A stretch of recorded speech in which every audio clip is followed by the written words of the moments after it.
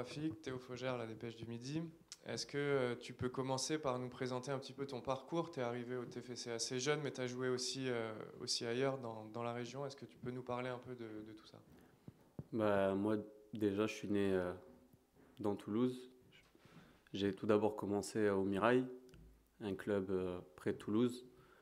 Ensuite, j'ai enchaîné avec deux clubs amateurs, Ramonville, où j'y suis resté quelques années. Et puis un an à Castanet, avant de rentrer au Pôle Espoir de Castelmourou et de rentrer dans un second temps au TFC. Donc tu avais 12-13 ans par là, c'est ça? C'est bien ça, à 13 ans, je suis rentré au TFC. Ok. Euh, Dans ton parcours aussi, on le sait, il a été marqué par des blessures qui ont amené un chemin qui est un peu particulier pour toi. Est-ce que tu peux nous dire comment tu l'as traversé? Parce que c'est déjà une blessure, c'est compliqué, mais tu en as eu deux assez rapprochées, il me semble. Oui, exactement. Ça a été des blessures difficiles, mais j'ai bien été accompagné par le club, mes proches, et ça m'a permis de grandir en tant que personne et en tant que footballeur. Il faut, j'imagine, pour gérer ça, avoir mentalement une force peut-être supplémentaire pour se dire que voilà, on va s'accrocher, on va travailler et on va revenir.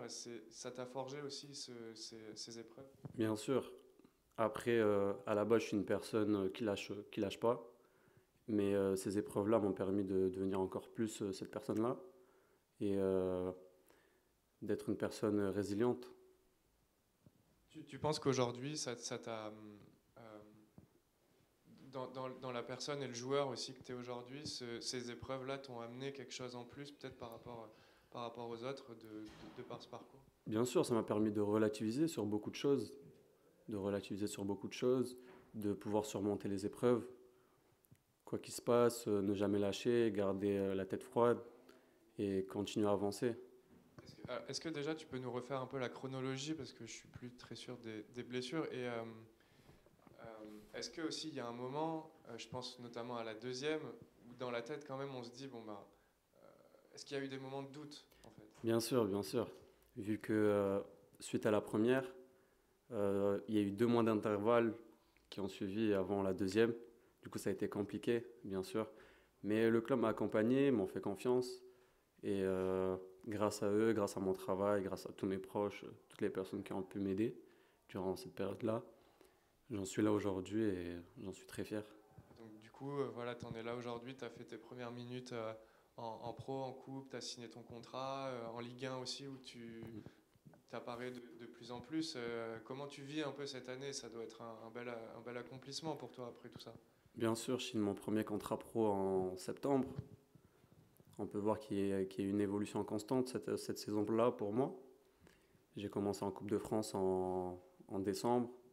Suite à ça, j'ai enchaîné des prestations en Ligue 1 et je continue à avoir du temps de jeu et je trouve que c'est une saison satisfaisante pour moi.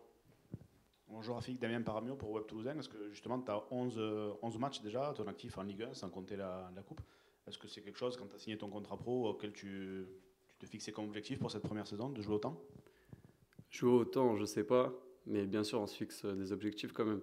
Quand on signe pro, on veut jouer, mais avant ça, il fallait d'abord progresser, évoluer, bien progresser comme j'ai dit et je suis content d'avoir effectué déjà 11 matchs de Ligue 1 et j'espère en continuer ainsi et pouvoir évoluer de manière constante.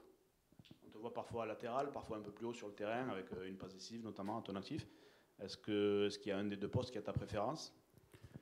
Pas vraiment, pas vraiment. Je suis à l'aise sur tout le côté droit. Je suis à l'aise, moi, que ce soit piston droit ou un peu plus haut. Ce sont des postes qui me conviennent bien. C'est un côté sur lequel tu te retrouves souvent avec Djibril, voire à sa place. Est-ce que c'est ce qu'il a participé à ton intégration cette année et en quoi? Bien sûr, surtout quand je jouais pas. Il m'a donné des conseils, il m'a aidé dans mon évolution.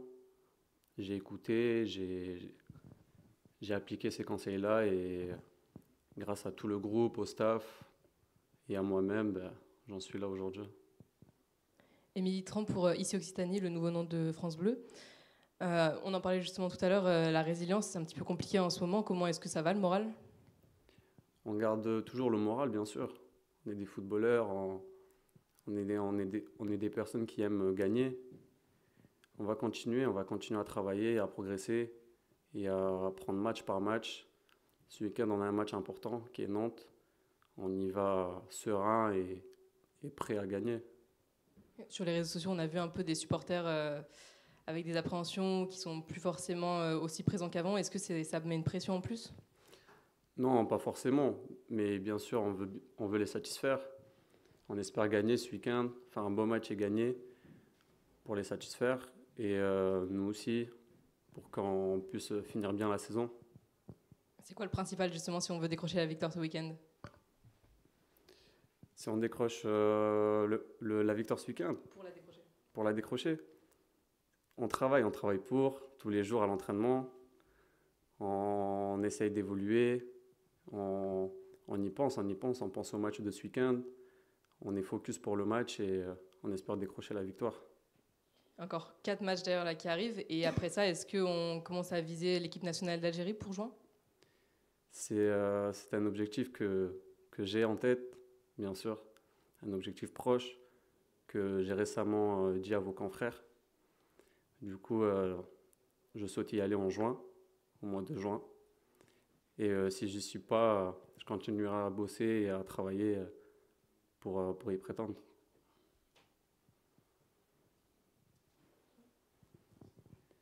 Est-ce que, on sait que c'est un club très formateur ici, beaucoup de pitchouns qui sont sortis, il y en a dans l'effectif actuel, il y en a aussi qui sont partis, qui réussissent.